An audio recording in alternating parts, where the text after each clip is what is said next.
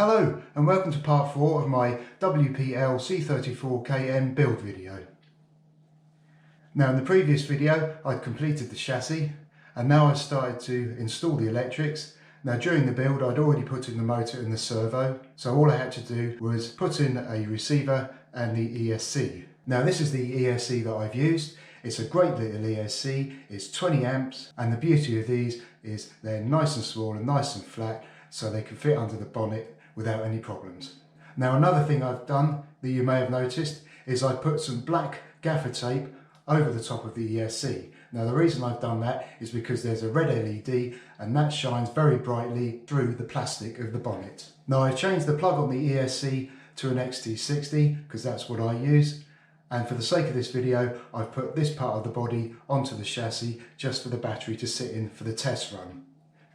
Now normally it would sit in here under the bonnet and that would tuck on top like so. And here's some photos of the same setup in my WPL C34KM. And as you can see from this view, it sits in there very nicely and there's enough space for the bonnet to close.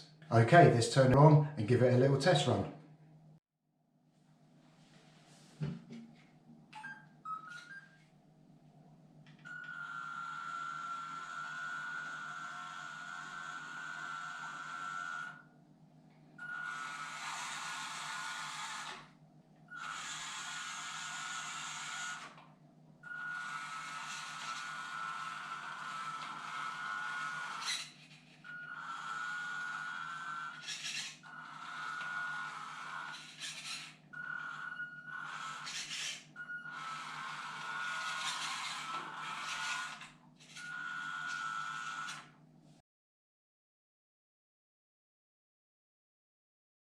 Right, so the body's on and I've also added a driver, and it's a 5-inch Star Wars action figure and it's Jin, and the last time she featured on the channel she was driving my Tamiya Lowride pumpkin, and she's also the perfect size for this C34KM.